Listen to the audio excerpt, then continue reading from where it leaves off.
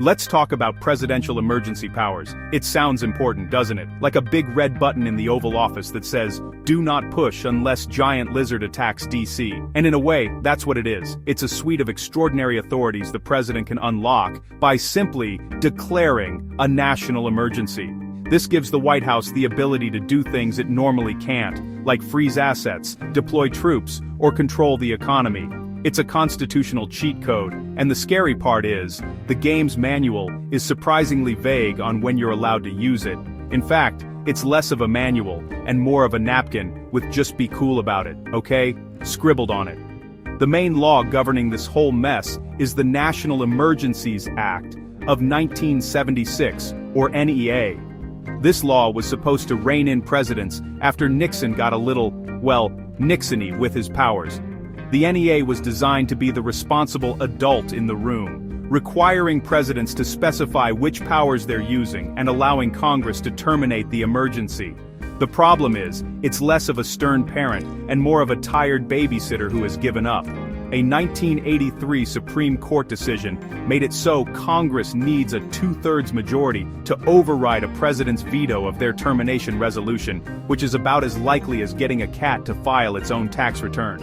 So, emergencies just get renewed, year after year. Then, there's the other big one, the International Emergency Economic Powers Act, or IEPA. This is the financial bazooka. Passed in 1977, it lets the president regulate international commerce after declaring a national emergency that poses an unusual and extraordinary threat from abroad. Think sanctions on rogue nations or freezing the assets of terrorist groups. It's a powerful tool meant for genuine foreign policy crises. The keywords there are genuine and foreign policy. In recent years, however, the definition of extraordinary threat has been stretched so thin you could read a newspaper through it, which is convenient because you might need to, in order to find out what the latest emergency is. So, to recap, the president can declare an emergency over pretty much anything, because the law never actually defines what an emergency is. This unlocks a treasure chest of special powers, and the main law meant to control this has all the stopping power of a wet paper towel. It's a system built on the assumption that presidents will act with restraint and wisdom, which, and I cannot stress this enough, is a bold assumption. It's like giving a toddler a permanent marker and just hoping they don't draw on the walls. And as we've seen, the walls are currently covered in crayon. If you thought 2025 was a quiet year, you clearly weren't paying attention. On his very first day back in office, President Trump declared a whole series of national emergencies. It was like the Oprah Winfrey Show of crises. You get an emergency, and you get an emergency. He declared a cartel emergency, renewed the border emergency, and even invented a brand new national energy emergency. This wasn't about responding to a crisis, it was about creating a crisis to justify a pre-written wish list.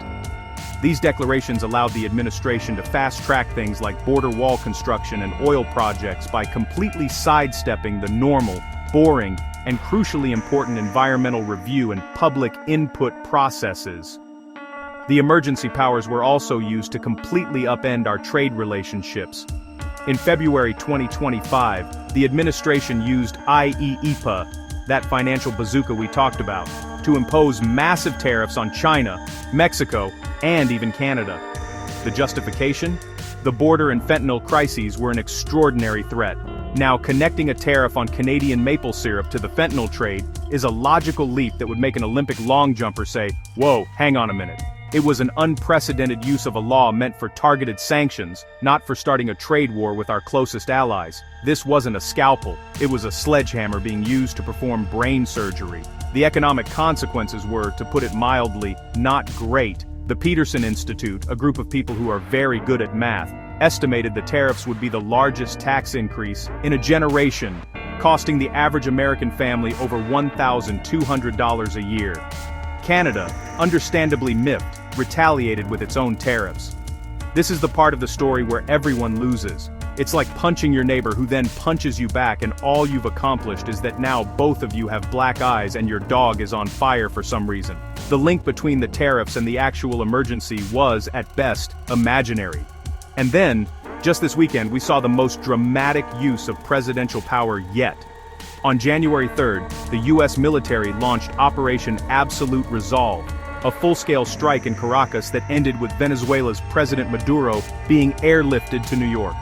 Congress wasn't notified, there was no declaration of war, the justification provided was vague, citing the president's inherent authority.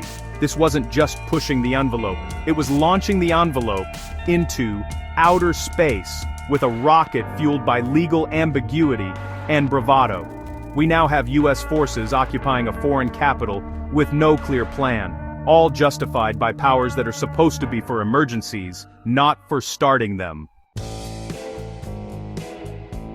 So, where is Congress in all of this? You know, the entire branch of government whose job it is to declare war and regulate commerce. Well, they've mostly been spectators. The Constitution is crystal clear. Congress has the power to regulate foreign commerce.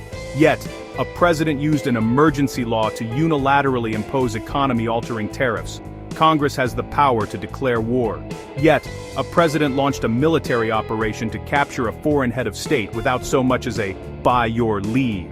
Some lawmakers, like Senator Mike Lee, initially questioned the legality of the Venezuela strike, but then quickly pivoted to suggesting it might be fine, which is the legislative equivalent of a shrug emoji. The courts, our supposed last line of defense, have a mixed record. Historically, judges are extremely reluctant to second-guess a president's decision to declare an emergency. They tend to see it as a political question, not a legal one. However, they are sometimes willing to scrutinize how the emergency powers are used. Just a few years ago, the Supreme Court stepped in to block President Biden's attempt to use emergency powers for his student loan forgiveness plan. They ruled it was a major question of economic policy that required clear authorization from Congress, which it didn't have. It's a sign that the courts can act, but they often wait until the damage is already done. The problem is that the system of checks and balances is short-circuiting. The National Emergencies Act, the very tool designed to give Congress a check on the president, is broken. As we've seen, its veto-proof termination mechanism is a fantasy.